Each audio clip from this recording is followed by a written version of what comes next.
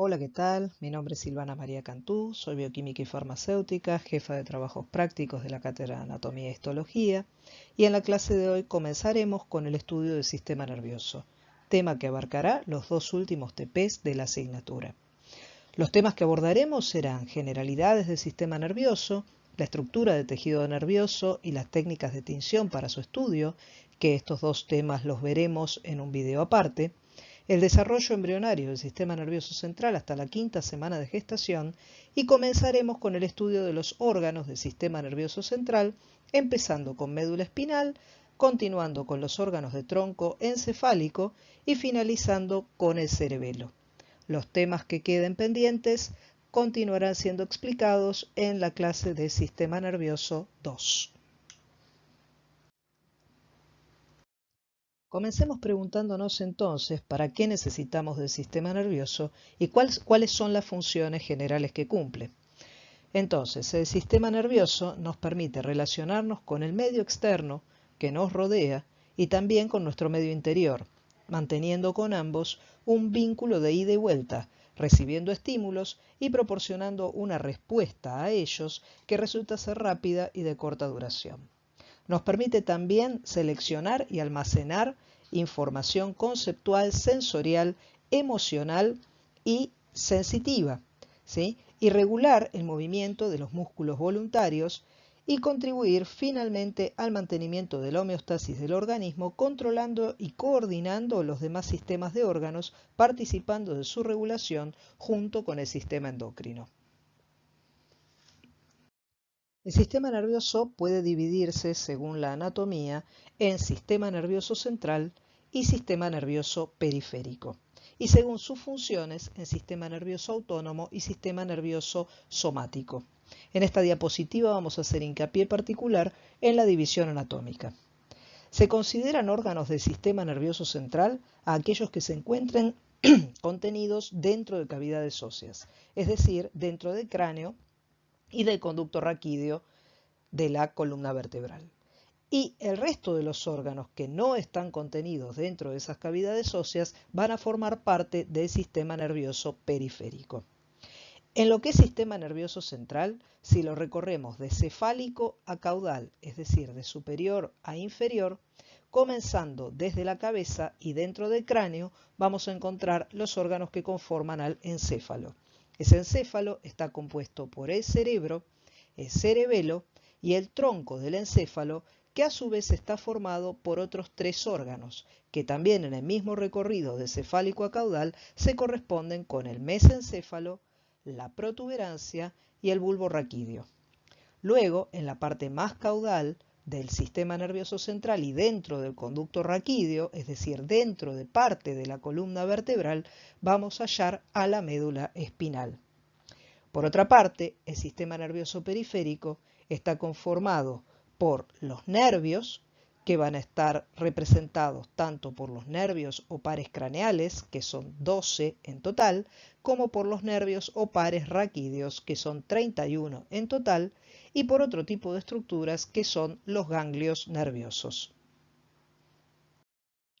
Ambas divisiones anatómicas mencionadas recién manejan tanto información que llega al sistema nervioso, es decir, que es aferente, y es información de tipo sensitiva, que como debe alcanzar centros nerviosos superiores, también se la denomina ascendente, y está representada por información esteroceptiva, es decir, que proviene del medio ambiente, propioceptiva, que procede de músculos y de los tendones, e interoceptiva, es decir, que procede de las vísceras.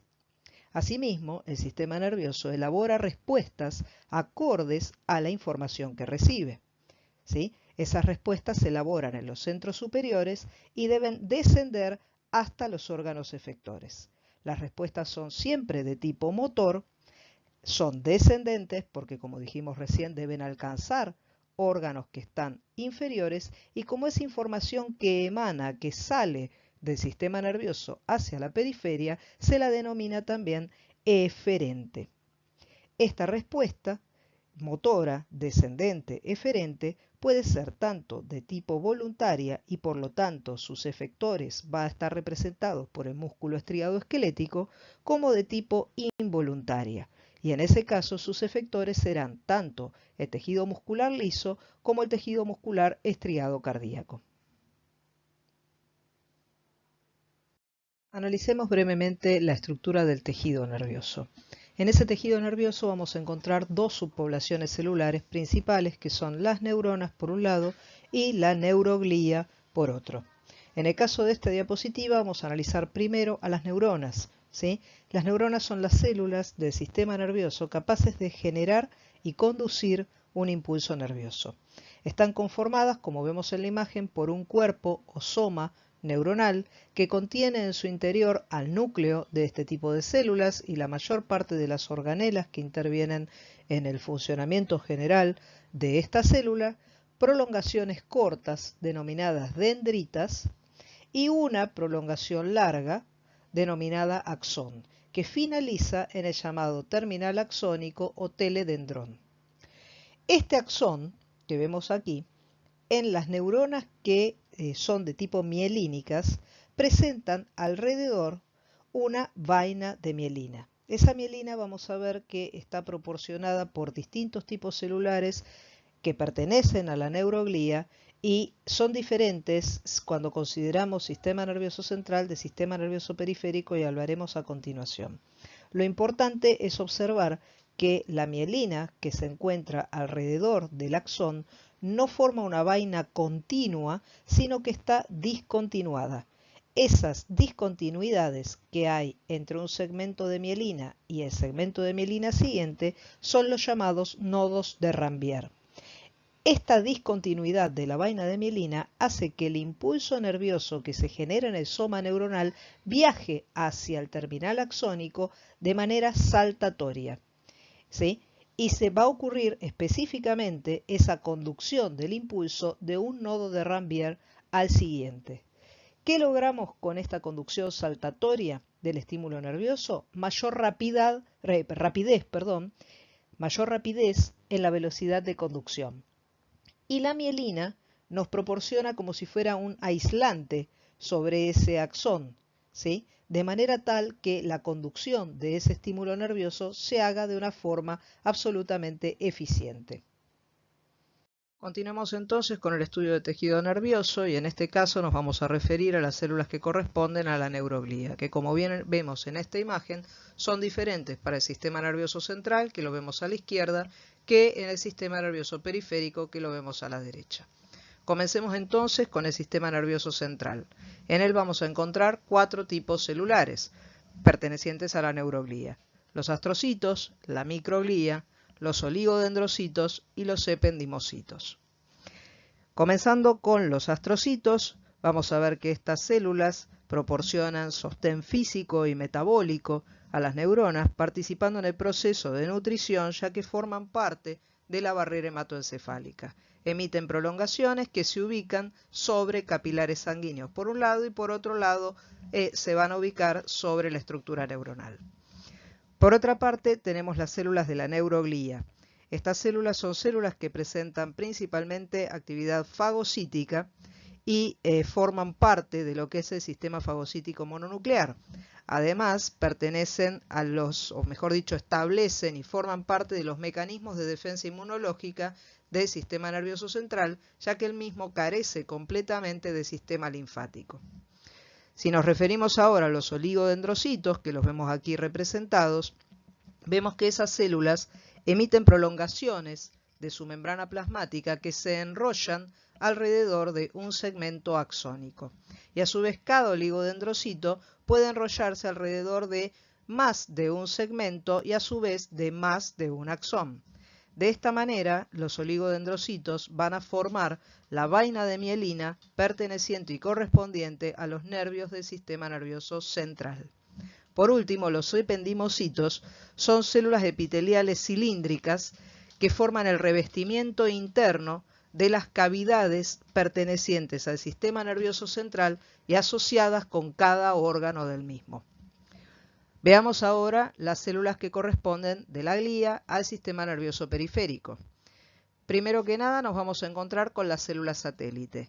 Esas células se ubican a nivel de los ganglios del sistema nervioso periférico y rodean a la neurona, contribuyendo a establecer un microentorno controlado alrededor del soma neuronal, proveyendo de aislamiento eléctrico y participando del intercambio metabólico del soma neuronal. Por otra parte, a nivel del axón, nos encontramos con las células de Schwann. Cada célula de Schwann, cada una de estas imágenes rojas que vemos aquí, corresponde a una célula de Schwann. Y cada una de ellas se enrolla alrededor de un segmento axónico, proporcionando de esta manera la vaina de mielina del sistema nervioso periférico. ¿Y cómo están distribuidas estas células que conforman al tejido nervioso? Básicamente las vamos a subdividir en dos grandes conjuntos, digamos. Por un lado, la sustancia gris, que va a estar conformada por partes de las neuronas, ahora vamos a ver cuáles partes, y células de la glía, y por otra parte, la sustancia blanca. ¿Sí? En ambos casos, obviamente, vamos a tener los dos tipos celulares, neuronas y células de la glía, pero en la sustancia gris, de las neuronas, que si recordamos tenían un soma, las dendritas y los axones, vamos a encontrar específicamente los somas neuronales, las dendritas y los teledendrones, donde se van a establecer las sinapsis neuronales, ¿sí? Y aquellos axones que sean cortos y no mielinizados, que van a ser específicamente fibras de conducción nerviosa lenta. Mientras que en la sustancia blanca vamos a encontrar la parte que nos queda restante de las neuronas, que son los axones que están mielinizados, y como dijimos anteriormente, esa mielina proporciona una rápida velocidad en la conducción nerviosa, y por otra parte, células de la glía acompañantes. También tenemos que saber que la sustancia gris va a tener distinta ubicación en los distintos órganos, al igual que lo tendrá la sustancia blanca, ya que en algunos órganos la sustancia gris será profunda y la sustancia blanca periférica, y en otros órganos esa sustancia gris también se va a poder encontrar en la periferia. La sustancia gris la vamos a encontrar en forma de núcleos, que son digamos, conformaciones tridimensionales esféricas, o en forma de columnas, de cilindros, en el interior profundo de los órganos del sistema nervioso central, y también vamos a encontrar sustancia gris en la periferia de los órganos, de algunos órganos del sistema nervioso central, como son el cerebro y el cerebelo, y va a conformar en ese caso lo que se denomina corteza. Respecto de la sustancia blanca, la vamos a encontrar, como bien dijimos, con distinta ubicación dependiendo del órgano que estemos analizando. Va a estar conformada principalmente por axones mielínicos, y esos axones se van a organizar en forma de lo que vamos a llamar haces o fascículos, que van a poseer un origen y un final común. ¿Sí? Entonces, la sustancia gris la vamos a tener distribuida en núcleos profundos y corteza superficial, y la sustancia blanca la vamos a tener distribuida en haces o fascículos. Esto cuando nos referimos a sistema nervioso central. Pero en sistema nervioso periférico también tenemos sustancia gris y sustancia blanca.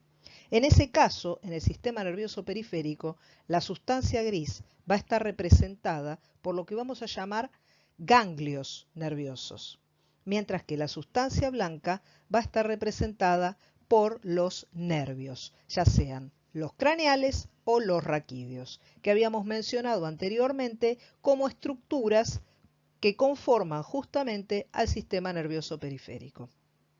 Si analizamos el desarrollo embriológico del sistema nervioso central, tenemos que trasladarnos al comienzo del embrión, cuando el embrión humano está conformado por tres láminas: un endodermo, que es la lámina más profunda, un mesodermo, que es la lámina intermedia, y un ectodermo, que es la lámina más superficial.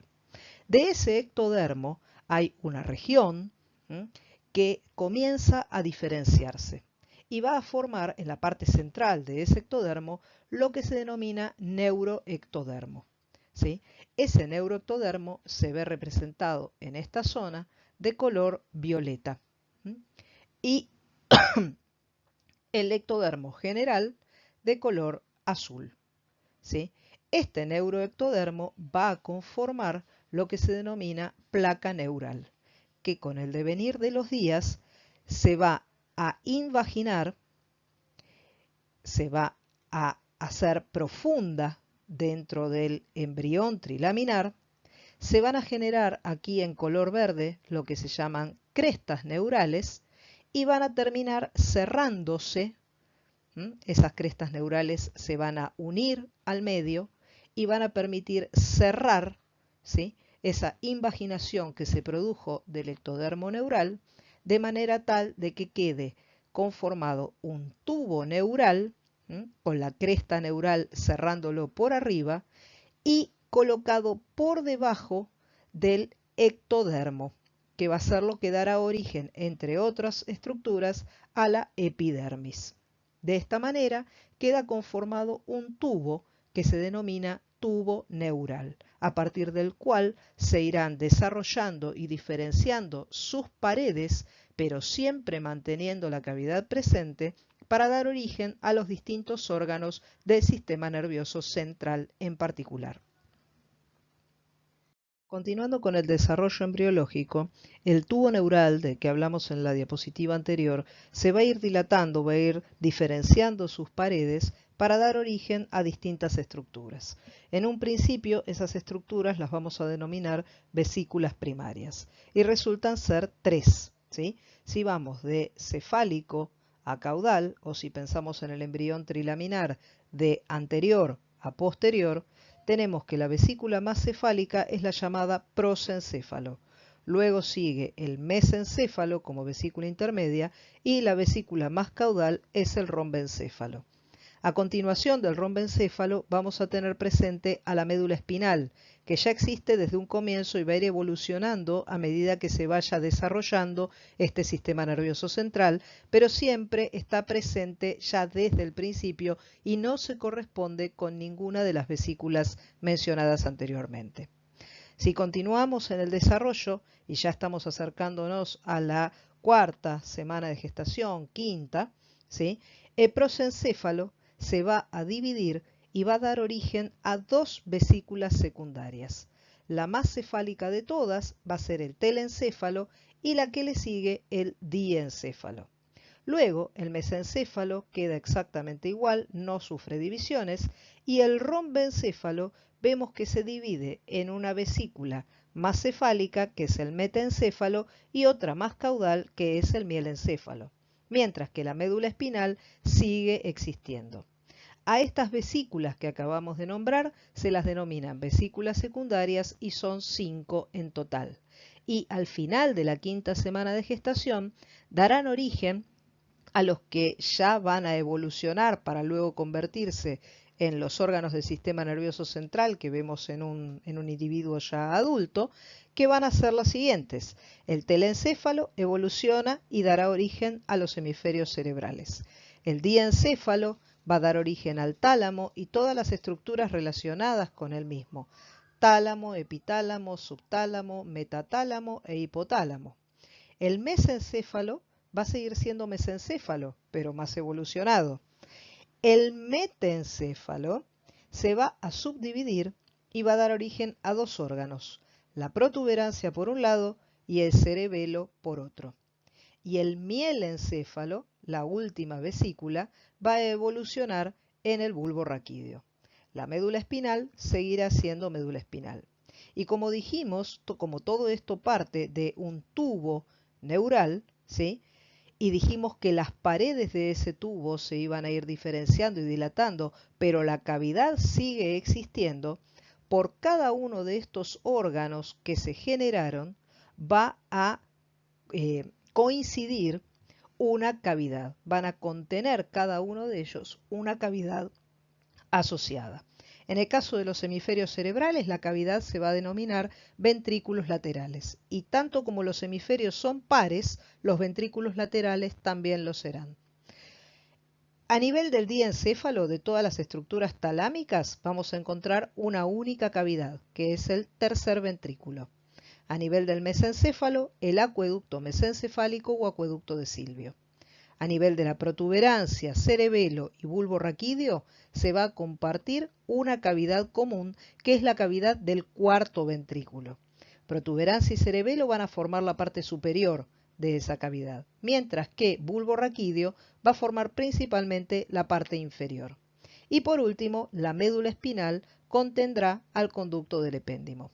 Una pregunta que cabe hacerse es ¿por qué entre protuberancia, cerebelo y bulbo raquídeo coexisten o comparten, mejor dicho, una única cavidad, que es la cavidad del cuarto ventrículo? Y la respuesta está en el comienzo de esta imagen, aquí a la izquierda de la diapositiva. Porque todas esas estructuras parten de una única vesícula primaria, que es el rombencéfalo, que se divide para dar el metencéfalo y el mielencéfalo, que finalmente darán origen a protuberancia, cerebelo y bulbo raquídeo.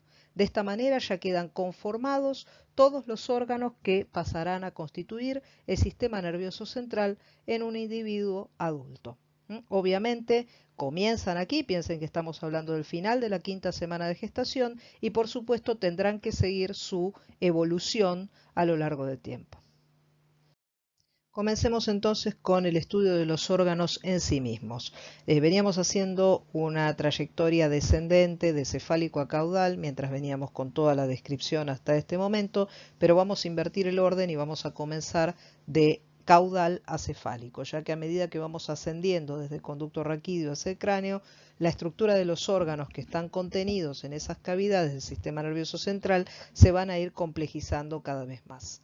Comencemos entonces con el estudio de la médula espinal. Primero que nada vamos a ubicarla anatómicamente. Esa ubicación es, por supuesto, dentro del conducto raquídeo. Se extiende desde su límite superior a nivel del agujero occipital y por arriba se va a continuar con otro órgano, ya parte del encéfalo, que es el bulbo raquídeo, y por debajo se va a extender hasta la vértebra lumbar 1.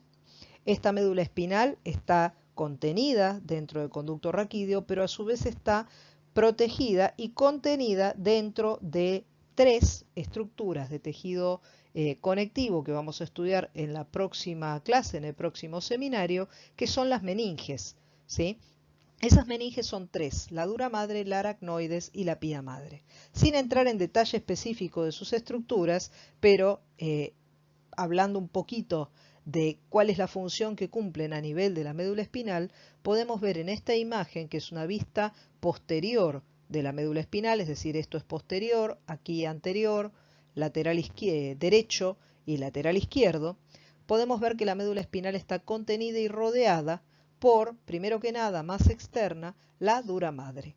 Por debajo de la dura madre vamos a hallar a la segunda meninge, que es la aracnoides, y bien interno de todo vamos a hallar a la pía madre. Estas 3 meninges, como bien dije antes, contienen y protegen a la médula espinal dentro del conducto raquídeo. Y además, la pía madre va a emitir prolongaciones que perforan la aracnoides y se anclan a la dura madre y al conducto raquídeo, que se llaman ligamentos dentados. Y en la parte más baja de la médula espinal, dijimos que la médula espinal llega hasta la vértebra lumbar 1, pero la médula está anclada al hueso sacro.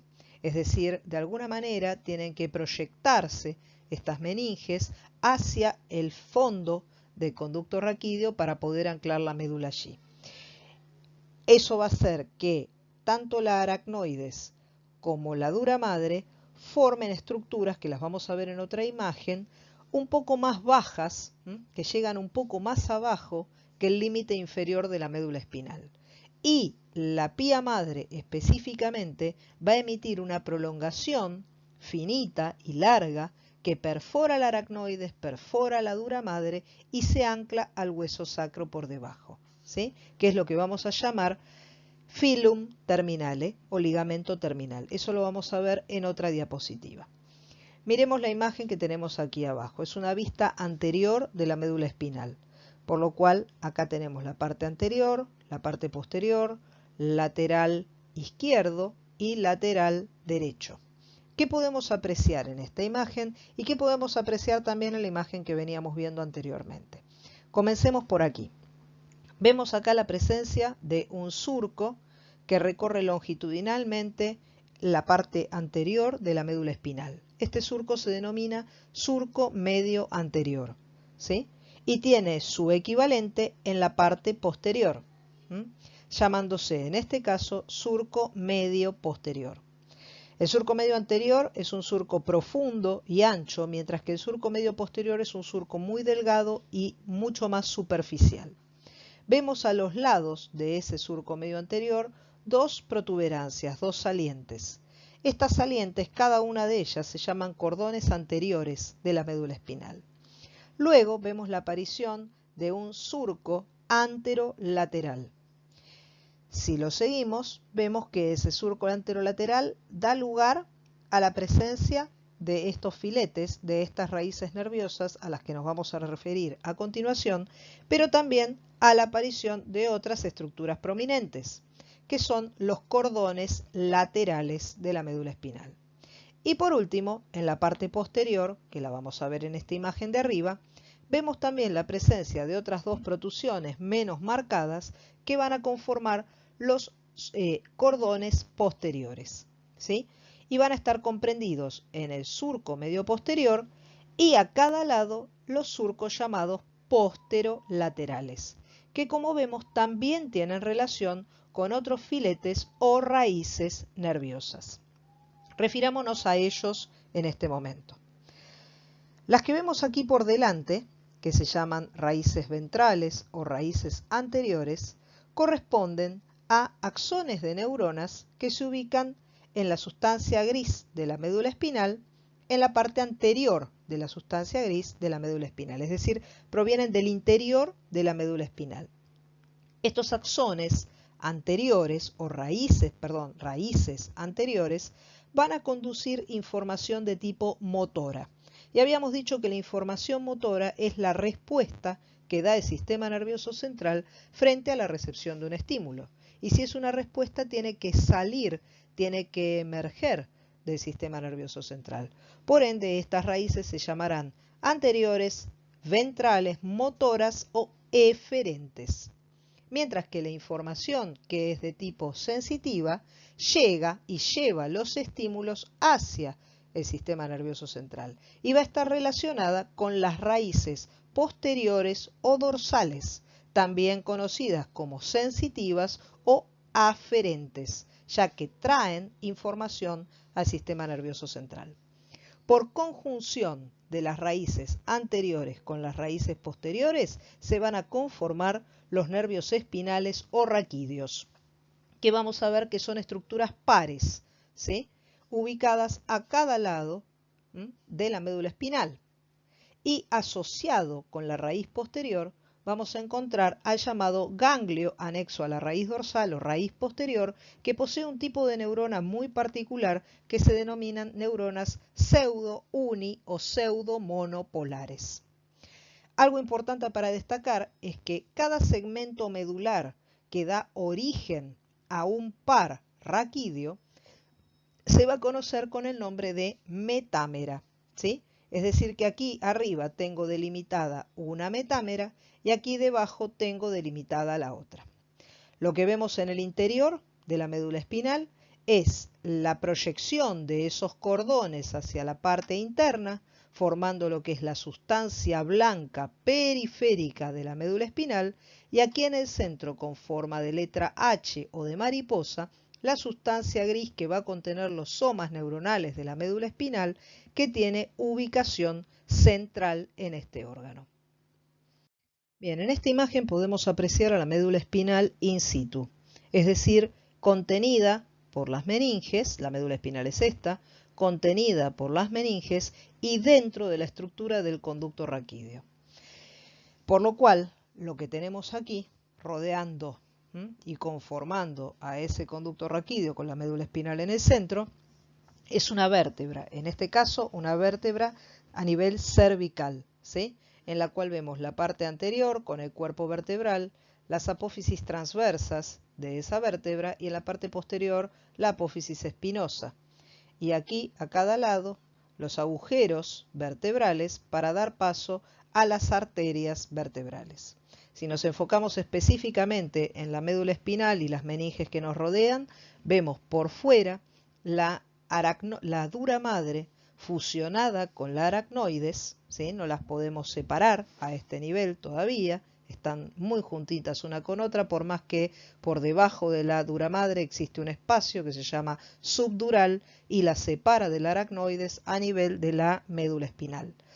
Luego, entre la aracnoides, que viene a ser la cara más interna de toda esta vaina, por donde está pasando la luz, y la pía madre que recubre la superficie del órgano, dijimos, agarrándose íntimamente a la superficie de ese órgano, existe un espacio mucho más voluminoso, que es el denominado espacio subaracnoideo, por donde circula un fluido que se denomina líquido cefalorraquídeo. Vemos además de esta médula espinal las raíces anteriores, las raíces posteriores y la conjunción de ambas para formar el nervio raquídeo correspondiente que emerge hacia la periferia pasando a través del agujero de conjunción. ¿Sí? Ese nervio raquídeo, una vez que esté en la periferia, se irá subdividiendo. ¿Correcto? Entonces, la médula espinal colocada in situ con todas las relaciones que acabamos de describir. Bien, como explicamos anteriormente, un par de diapositivas atrás, dijimos que cada segmento medular que da origen a un nervio raquídeo se denomina metámera, ¿sí?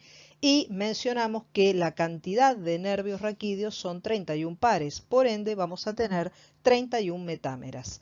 Esos nervios raquídeos y metámeras podemos dividirlos en 8 nervios o pares raquídeos cervicales, 12 pares torácicos, 5 pares lumbares, 5 pares sacros y un nervio coccigio, ¿sí? La médula espinal, como bien dijimos anteriormente, tiene su límite inferior a nivel de la primera vértebra lumbar.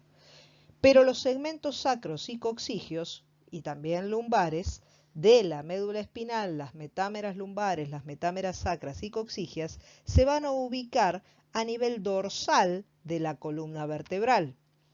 Y los agujeros de conjunción por donde deben salir los nervios generados en esas regiones de la médula espinal se encuentran mucho más lejos, por lo cual los nervios que se originan de esas regiones tendrán que extender su longitud de axón para poder alcanzar el agujero de conjunción que corresponda a su salida, ¿sí?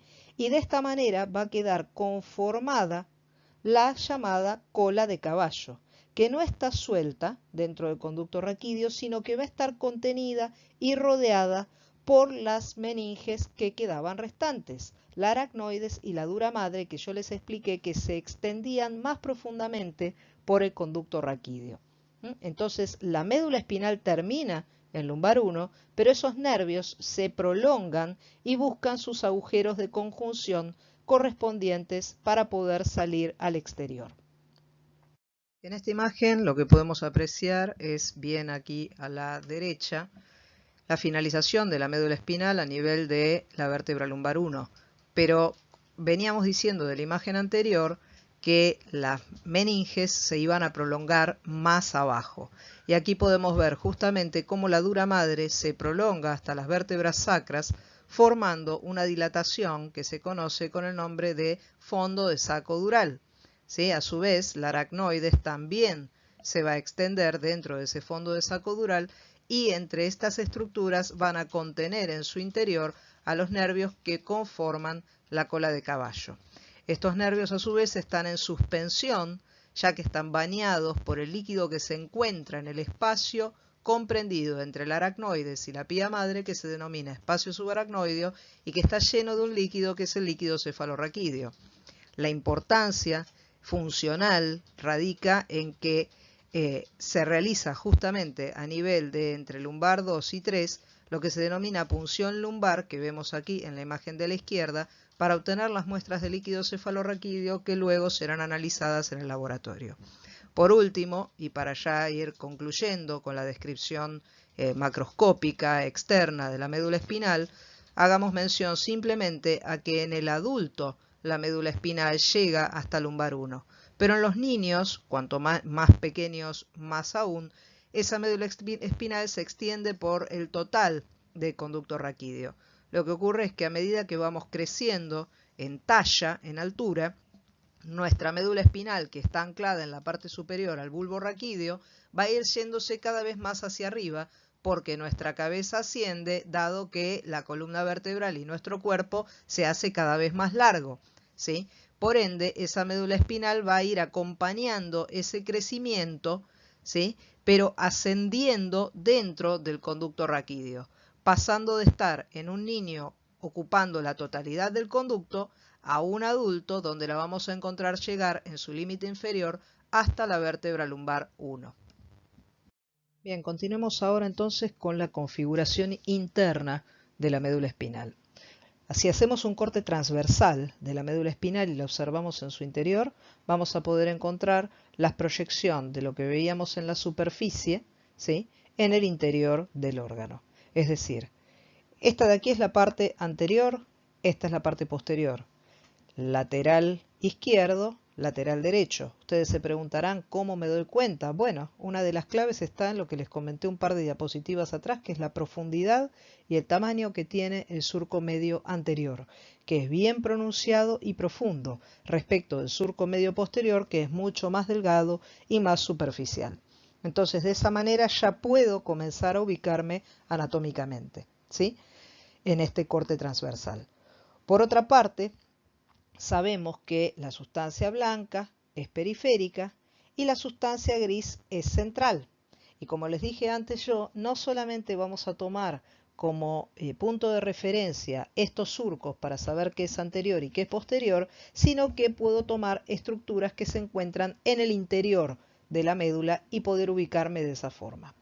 Si observamos la parte periférica, primero que nada, vamos a ver, como les dije anteriormente, representados en el interior los conductos blancos, los cordones blancos anteriores a cada lado, entre el surco medio anterior y el surco anterolateral, que son cordones bien grandes, bien prominentes.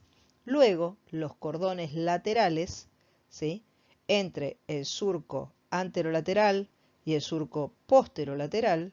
Y en la parte posterior, mucho más delgados y menos voluminosos, los cordones blancos posteriores, entre los surcos posterolaterales y el surco medial a cada lado. Cada uno de estos cordones está conformado por sustancia blanca, es decir, axones principalmente de tipo mielínicos, ¿sí? La información que conducen los cordones blancos anteriores tiene que ver principalmente con información de tipo motora, mientras que la información de los cordones blancos posteriores es información principalmente de tipo sensitiva. Y en los cordones laterales, dependiendo de qué estructuras estemos observando, la información va a estar un poco más mezclada, ¿sí? En este caso los vemos, digamos, en esta imagen se ve como si esa sustancia blanca no estuviera particionada. Sin embargo, está conformada internamente por toda una gran cantidad de haces, ¿sí?, ubicados en cada uno de estos cordones que conforman a esa sustancia blanca. Si nos referimos a la sustancia gris, vemos que es de ubicación central. Tiene una forma de H o de mariposa unida en el centro, por lo que se denomina comisura gris central, que a nivel medio presenta una cavidad que es la que corresponde al conducto del epéndimo. Las regiones que se ubican en la parte posterior de la sustancia gris a cada lado se denominan astas posteriores y las que se encuentran en la parte anterior, astas anteriores, posteriores o dorsales, anteriores o ventrales.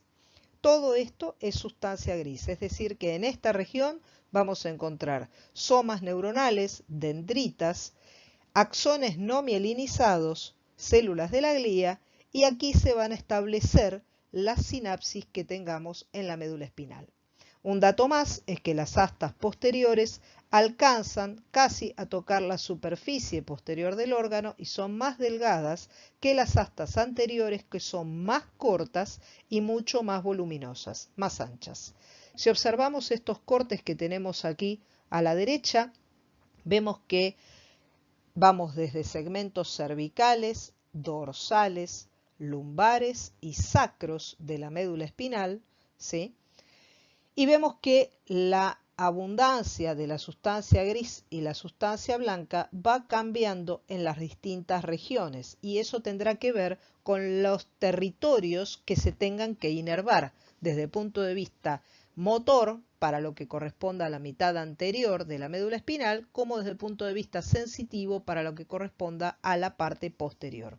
Pero algo a destacar que vemos aquí claramente en el corte que corresponde al nivel dorsal de la médula espinal es que aparecen en la sustancia gris dos salientes interpuestas entre las astas anteriores y las astas posteriores. Estas salientes se denominan astas intermedio-laterales y están en relación directa con el componente simpático del sistema nervioso autónomo. A partir de allí se generarán fibras relacionadas con el componente simpático del sistema nervioso autónomo. Terminando ya con médula espinal, analicemos la estructura de un arco reflejo, que es básicamente el circuito más básico y elemental de conducción nerviosa que podemos tener. En este arco reflejo vamos a tener como base 4 estructuras presentes, a saber, un receptor, una neurona sensitiva, una neurona motora y un efector. Y como bien vemos en esta imagen, ese arco reflejo puede ser de tipo monosináptico a la izquierda o polisináptico a la derecha. Veamos rápidamente cómo funciona. Cuando uno recibe un estímulo, por ejemplo un golpe a nivel del tendón rotuliano, se genera el estiramiento de ese tendón.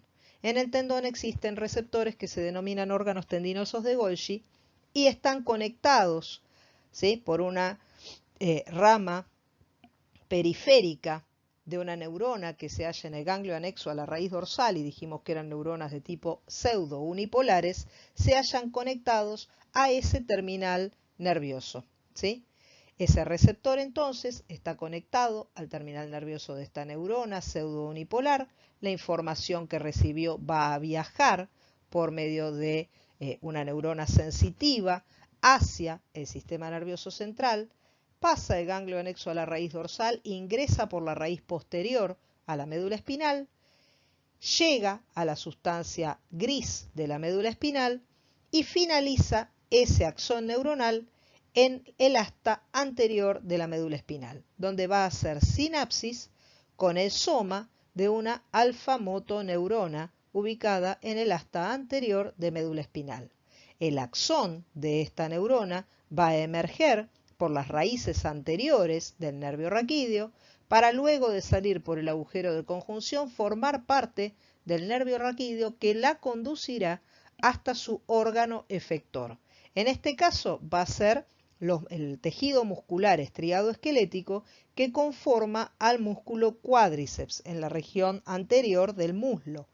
Y cuando estas terminales nerviosas lleven ese estímulo hasta las placas motoras del músculo estriado esquelético, les dará la orden de contraerse para que la pierna se extienda. Del otro lado de la imagen, a la derecha, vemos un reflejo polisináptico. Polisináptico porque va a intervenir más de una neurona en la conducción de este estímulo. Pero de la misma manera tenemos un receptor que en este caso va a sensar temperatura. Ese receptor se va a conectar con la rama periférica de la neurona pseudo unipolar de ganglio anexo a la raíz dorsal. A través de esa rama periférica se va a conducir esta información desde la periferia hacia ese ganglio anexo y de allí va a seguir viaje por la prolongación central de esa neurona pseudo unipolar hasta la sustancia gris nuevamente de la médula espinal.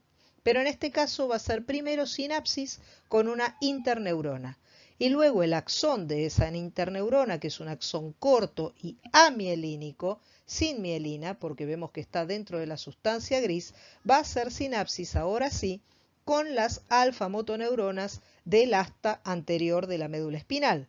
Y el axón de esa alfa-motoneurona recorrerá todo el trayecto hasta llegar al efector y nuevamente darle la orden a las placas motoras para que desencadenen la contracción del músculo efector, que finalmente será el que ejecute la respuesta.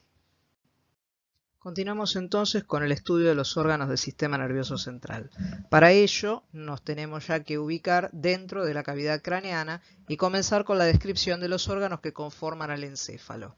En continuación, con esa trayectoria que estábamos haciendo ascendente, si seguimos hacia cefálico, luego de la médula espinal, nos vamos a encontrar con los órganos del tronco del encéfalo. El primero de ellos, que lo vemos en esta imagen, el bulbo raquídeo, seguido por la protuberancia. Más alto, en esta imagen no se llega a visualizar, vamos a encontrar al mesencéfalo, y luego las estructuras que conforman por encima de ellos, bien cefálico, al cerebro, constituido por ambos hemisferios cerebrales y el diencéfalo. Luego, en la parte posterior del tronco encefálico, nos vamos a encontrar con el cerebelo. En esta imagen que vemos aquí debajo, lo que vimos recién, es una vista lateral, ¿sí?, del encéfalo completo, en la cual se puede visualizar la cara externa del encéfalo visto desde el lado izquierdo. Sabemos que esta región es anterior, este es el polo frontal o anterior del hemisferio cerebral, esta región es posterior, este es el polo posterior u occipital, y además sabemos que siempre el tronco encefálico es anterior y el cerebelo es posterior. De esta manera nos podemos ubicar espacialmente. Si vemos la imagen que tenemos por debajo, es una vista sagital o medial del encéfalo completo. Lo que estamos viendo es la cara medial interna, ¿sí?, de lo que corresponde a la mitad derecha del encéfalo. En ella podemos apreciar, siguiendo el mismo orden anterior, aquí un pedacito final de la médula espinal que obviamente no forma parte del encéfalo, y por encima de ella ya sí vemos al bulbo raquídeo, a la protuberancia. Acá sí podemos apreciar al mesencéfalo. Por detrás de los órganos del tronco encefálico vemos al cerebelo, y por arriba de todas estas estructuras aparece el cerebro, representado por el diencéfalo, que es esta región que vemos aquí bien central y baja, en la cual podemos identificar al tálamo, al hipotálamo, y van a estar anexas obviamente las otras estructuras talámicas, subtálamo, epitálamo y metatálamo, y por encima de esa región el hemisferio cerebral correspondiente. Un par de cosas más para mirar en esta imagen es que entre el cerebelo por detrás y el bulbo raquídeo y la protuberancia por delante queda delimitada una cavidad. Esa cavidad es la que corresponde al cuarto ventrículo. Y si vamos más hacia cefálico, vamos a encontrarnos a nivel del mesencéfalo con el acueducto de Silvio o acueducto mesencefálico, que se pueden apreciar claramente en este corte. Ahora bien, ¿cómo está ubicado este encéfalo dentro de la cavidad craneana? Lo que tenemos aquí es un cráneo, ¿sí?, la cabeza ósea, a la cual se le retiró la calota, formada principalmente por los huesos parietales y parte del hueso frontal, y podemos ver el interior del cráneo, justamente apreciar la cavidad de ese cráneo. Obviamente la masa encefálica se removió para poder ver esta imagen. Si vamos de anterior a posterior, nos encontramos por delante con el hueso frontal. Ese hueso frontal se extiende hacia el interior del cráneo, formando lo que va a corresponder al techo de las órbitas. Aquí debajo vamos a encontrar a los ojos. En esta región, que es la fosa craneal anterior, se van a apoyar los lóbulos frontales, la parte inferior de los lóbulos frontales de ambos hemisferios cerebrales. Luego nos vamos a encontrar con un hueso que pertenece al endocráneo y que lo tenemos aquí delimitado con sus alas menores, sus alas mayores y su cuerpo en la región central. Este hueso es el esfenoides y sobre su cuerpo, si recordamos, se apoyaba una glándula que estudiamos en TP9, que es la glándula hipófisis, ¿sí? A su vez, en esta región vamos a encontrar al hueso temporal también del cráneo. Entre todas estas estructuras se va a conformar lo que es la fosa craneal media a cada lado, y sobre esas regiones se van a apoyar los lóbulos temporales del encéfalo. Si nos vamos bien hacia la parte posterior del cráneo, vamos a ver que está conformada mayoritariamente por el hueso occipital. Ese hueso occipital va a poseer dos fosas superiores llamadas cerebrales y dos inferiores llamadas cerebelosas. Y en el centro, en la parte más baja, un agujero que se denomina agujero occipital o foramen magno, que está cerrado por delante por una estructura ósea llamada lámina basilar. Bien, los lóbulos occipitales de los hemisferios cerebrales se van a apoyar en las fosas craneales, o sea, en la fosa craneal superior, posterior, la parte más superior, lo que va a corresponder a la fosa cerebral. En la parte de abajo se va a apoyar el cerebelo, ¿sí?, en esta región. Y aquí delante, sobre la lámina basilar del hueso occipital, se va a apoyar completamente el tronco del encéfalo. De esa manera ubicamos toda la masa encefálica dentro de la cavidad craneal. Empecemos entonces con el estudio de la configuración externa del tronco del encéfalo. En esta imagen que vemos aquí se representa una vista de la cara anterior del tronco del encéfalo.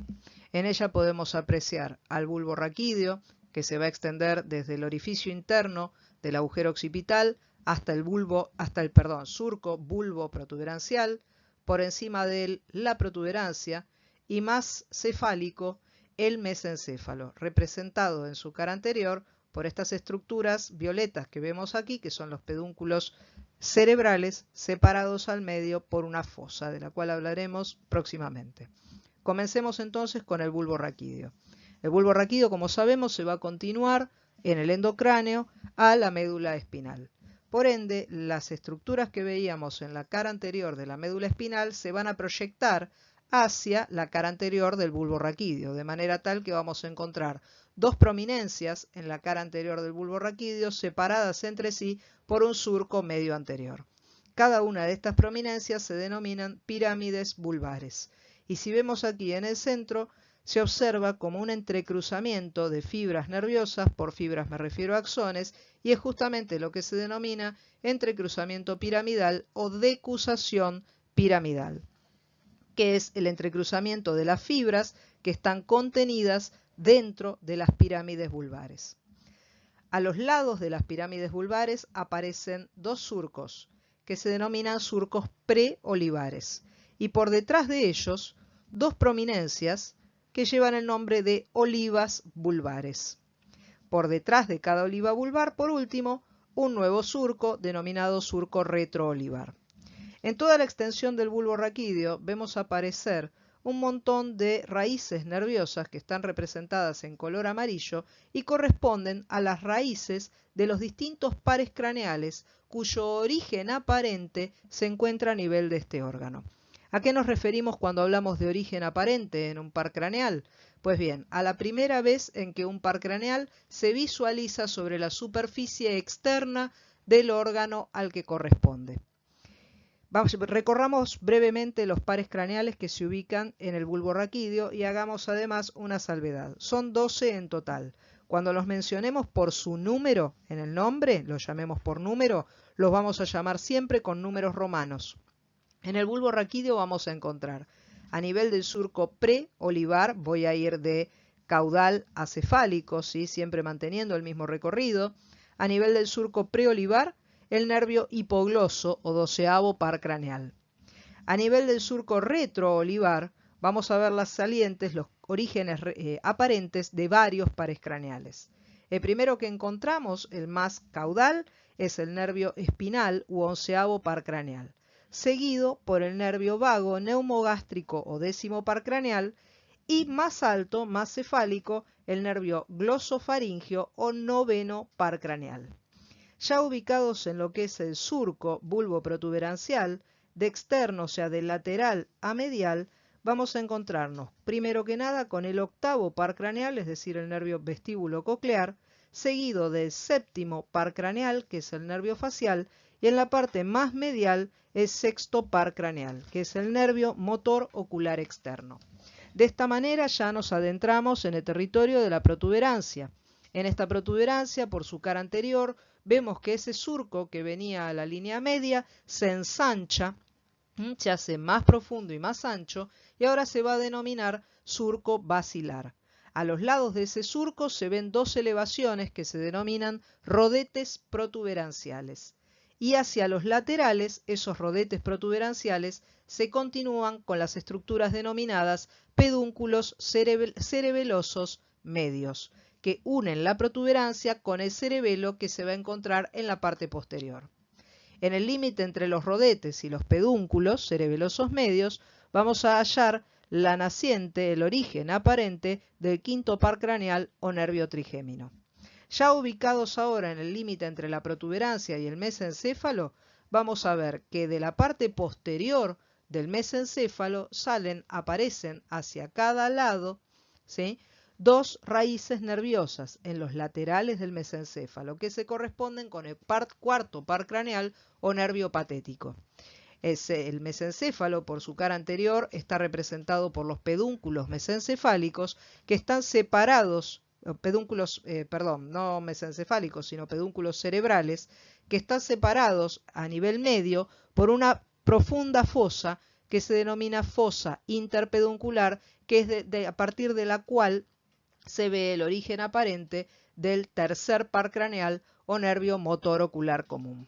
Si analizamos la vista posterior del tronco del encéfalo, en la parte más inferior vamos a ubicar al bulbo raquídeo con ese surco medio posterior que venía también de la médula espinal originalmente, que en el límite entre bulbo y protuberancia se va a ensanchar para dar origen a lo que luego vamos a ver que es el piso de la cavidad compartida entre bulbo raquídeo por delante y cerebelo por detrás, que lo habíamos mencionado muy anteriormente cuando hablamos de embriología, y es el cuarto ventrículo.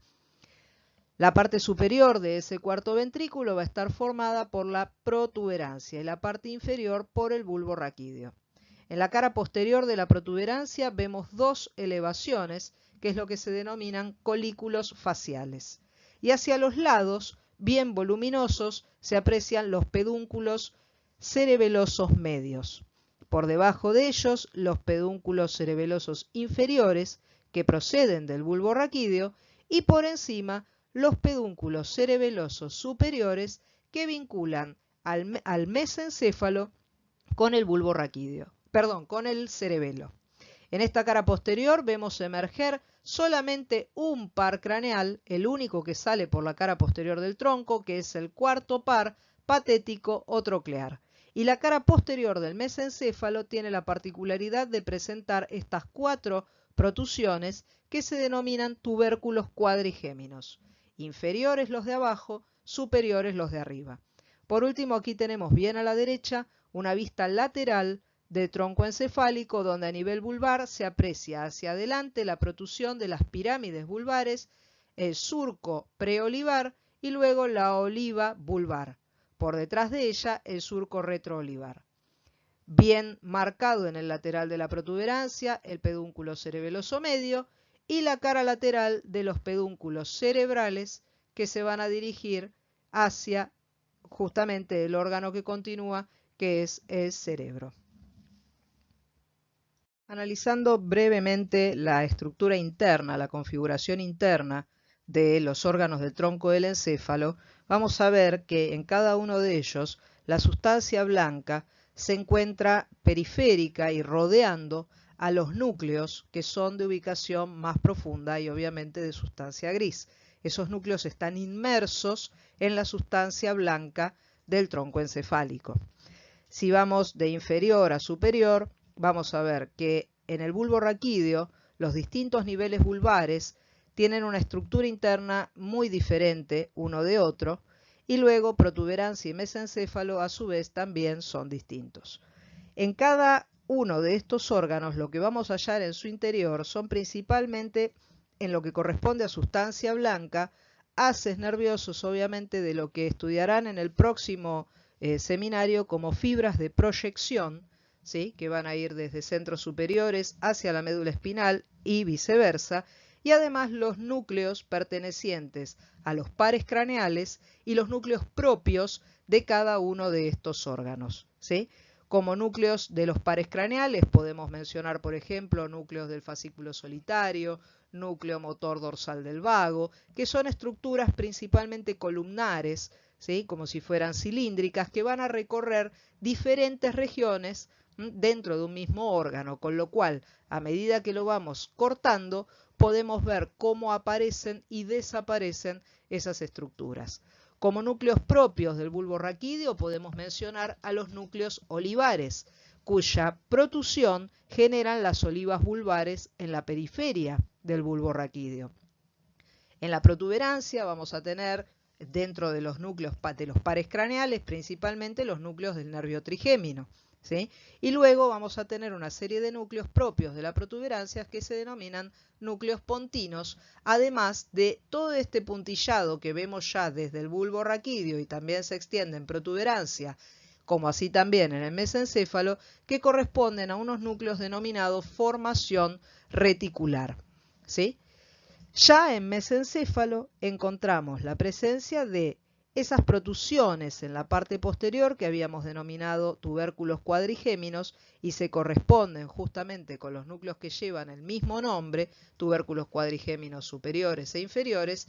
Además, en el mesencéfalo vamos a encontrar otros núcleos que se denominan sustancia nigra, ¿sí? Sustancia nigra, que van a estar ubicados a este nivel, y son núcleos cuyas neuronas producen principalmente dopamina, que es un neurotransmisor, y como núcleos también propios del mesencéfalo, otros núcleos llamados núcleos rojos. Dentro de lo que es bulbo raquídeo vamos a hallar un montón de funciones diferentes, además de, por un lado, trayectos de haces nerviosos, motores y sensitivos, excepto lo que tenga que ver con la visión y el olfato. Nosotros dijimos que había 12 pares craneales y sin embargo de esos 12 nombramos solamente 10, desde el tercero hasta el 12º. El primero, que es el nervio olfatorio, y el segundo, que es el nervio óptico, no pertenecen ni se corresponden con estructuras del tronco del encéfalo. Obviamente vamos a tener, como bien mencioné, los núcleos de los pares craneales, es decir, los orígenes reales de esos pares craneales, donde están los somas que dan origen a los axones que luego van a formar a esos nervios. También vamos a encontrar que en bulbo raquídeo se van a ubicar los centros que van a controlar la frecuencia cardíaca, los centros que van a controlar la presión arterial y la frecuencia respiratoria.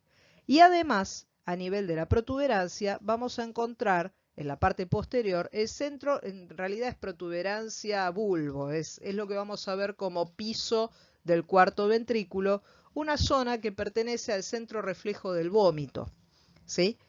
Y como les mencioné hace un ratito, toda una serie de núcleos, que es este puntillado que vemos repartido a lo largo de todos los órganos del tronco encefálico, que corresponden a la formación reticular y se relacionan directamente con la regulación del estado de sueño y vigilia.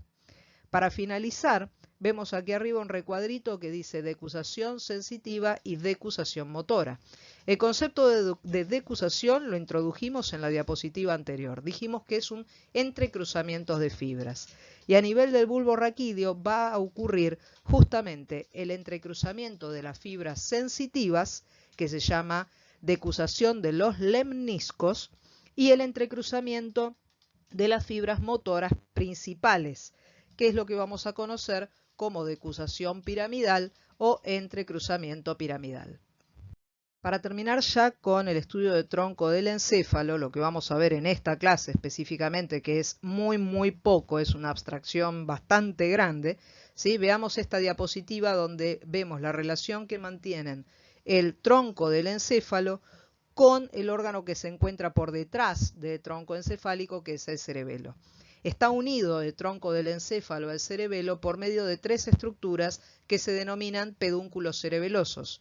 El pedúnculo cerebeloso inferior, que es el que visualizamos acá, relaciona directamente al bulbo raquídeo con el cerebelo. Luego el pedúnculo cerebeloso medio relaciona y vincula, une la protuberancia con el cerebelo. Y por último, el pedúnculo cerebeloso superior, que es esta porción que vemos aquí, vincula al mesencéfalo con el cerebelo, ¿sí? De esta manera, las funciones que se ubican en el tronco encefálico tienen relación con funciones que va a cumplir el cerebelo, que es el órgano que vamos a hablar a continuación. Por último, observemos además en esta imagen cuál es la relación que existe entre el cerebelo y el tronco del encéfalo por delante, en particular con el bulbo raquídeo y la protuberancia, vinculados a través de la cavidad perteneciente a esta región, que es la cavidad del cuarto ventrículo. En esta cavidad podemos describir un techo y un piso. Ese techo está formado por el cerebelo, mientras que el piso está dado en la parte inferior por el bulbo raquídeo y en la parte superior por la protuberancia. Si vemos la imagen que tenemos aquí, al costado derecho, vemos claramente, obviamente el cerebelo está cortado y removido. Aquí vemos el pedúnculo cerebeloso inferior, el pedúnculo cerebeloso superior y el pedúnculo cerebeloso medio. Pero vemos acá una imagen muy buena de lo que es el piso del cuarto ventrículo. Tiene una estructura romboidal, en la cual podemos describir un triángulo inferior formado por el bulbo raquídeo y un triángulo superior correspondiente a la protuberancia. Toda esta región es el piso del cuarto ventrículo y su techo, como dijimos anteriormente, va a estar representado y formado por el cerebelo, con un velo superior y un velo inferior. El último órgano que vamos a analizar en esta clase es el cerebelo. Aquí vemos a la izquierda una vista posterior del cerebelo, a la derecha una vista anterior y aquí debajo una vista lateral. Ese cerebelo, que quiere decir cerebro pequeño, cerebellum, cerebro pequeño, va a presentar dos hemisferios, un hemisferio izquierdo y un hemisferio derecho, unidos en la línea media por una estructura que se llama vermis cerebeloso. Y a su vez cada hemisferio está subdividido en tres lóbulos. Un lóbulo anterior, que es el que vemos aquí delimitado, por encima de lo que se denomina surco primario, ¿sí? O fisura primaria, mejor dicho. Un lóbulo anterior, luego un lóbulo posterior de ese surco primario hacia atrás, ¿sí? Un lóbulo posterior, y bien profundo, bien en la cara anterior, que no se alcanza a ver en esta vista, sino que tenemos que pasar a la vista de al lado, este lóbulo que vemos aquí, con el número 8, que parecen como unas manitos, que es lo que se denomina lóbulo flóculo nodular. Si lo vemos en la imagen de abajo, la imagen inferior está en relación con el tronco del encéfalo y con la cavidad del cuarto ventrículo. Vemos que ese lóbulo flóculo nodular acá está representado de color celeste y es bien anterior. Luego, por encima, vamos a tener ubicado al lóbulo anterior, que separado por el surco o fisura primaria, hacia atrás va a mostrar el lóbulo posterior. ¿Sí? Cada uno de estos lóbulos se desarrolla digamos, en la evolución de lo que es el sistema nervioso a lo largo de la evolución de las especies animales. Cada uno de estos lóbulos fue evolucionando justamente en distintos tiempos y por ende desarrollando o vinculándose con funciones completamente distintas unos de otros. El más profundo de todos, el lóbulo flóculo nodular, fue el primero en desarrollarse, no solamente su parte externa, sino su parte interna también. Y está asociado directamente con el mantenimiento del equilibrio. Luego se formó el lóbulo anterior, ¿sí? Que tiene que ver directamente con la percepción de la propiocepción, es decir, toda la información que va a proceder de los distintos tendones y para poder informarnos a nuestro sistema nervioso cómo está ubicado espacialmente nuestro cuerpo. Y tiene que ver con el mantenimiento de la postura. Primero pudimos lograr equilibrio para poder pararnos y tener una bipedestación, y una vez que logramos bipedestar, poder mantener esa postura por medio del tono muscular. Por último, se formó la parte más posterior, el lóbulo posterior, que es el lóbulo más nuevo del cerebelo, y está relacionado directamente con la coordinación de movimientos, ¿sí? De movimientos finos. Coordinación. Entonces, resumiendo, el flóculo nodular, el lóbulo flóculo nodular, el más antiguo de todos, relacionado con el mantenimiento del equilibrio. El lóbulo anterior, relacionado con el mantenimiento de la postura y el control del tono muscular, y el lóbulo posterior, relacionado directamente con la coordinación. En esta imagen podemos apreciar un corte del cerebelo en el cual observamos que todos esos pequeños plegamientos que veíamos en la superficie corresponden con lo que se denominan folias cerebelosas. Es cada uno de esos plegamientos que vemos en la superficie del cerebelo. Si analizamos esas folias cerebelosas en cuanto a su composición, vamos a ver que la parte externa está formada por sustancia gris, que va a conformar en este caso corteza, como habíamos dicho cuando hablamos de cómo se distribuía sustancia gris y blanca en las distintas estructuras. En el centro de cada folia cerebelosa, de un color mucho más claro, vamos a ver a la sustancia blanca correspondiente, que a su vez se reparte en el interior del cerebelo rodeando a los núcleos cerebelosos profundos. Estos núcleos cerebelosos están asociados con los distintos lóbulos que habíamos mencionado en la diapositiva anterior. Vayamos a la imagen de al lado a la derecha que se ven más claramente para poder identificarlos bien. Vamos de lo más antiguo a lo más moderno, del lóbulo flóculo nodular al lóbulo posterior. Los núcleos que se asocian con el lóbulo flóculo nodular son estos dos núcleos que vemos aquí, que se denominan núcleos del techo. Del techo porque están cerca de la región del techo del cuarto ventrículo. Esta fosa que vemos aquí es cuarto ventrículo. Este es el vermis y esto que está aquí delante es tronco encefálico. ¿Sí? Entonces, esos núcleos del techo pertenecen al lóbulo flóculo nodular, por ende están relacionados con el control del equilibrio y se encuentran en la región más interna y profunda del cerebelo.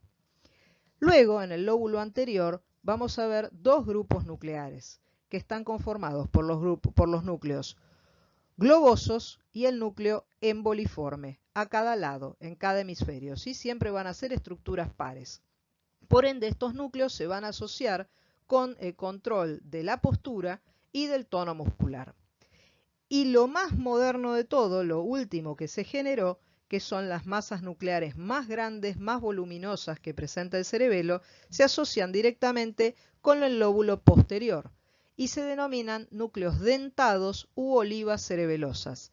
Esos núcleos van a tomar entonces relación directa con lo que tiene que ver con la coordinación de movimientos finos. ¿Sí? Con esta explicación damos por terminado el seminario de Sistema Nervioso 1.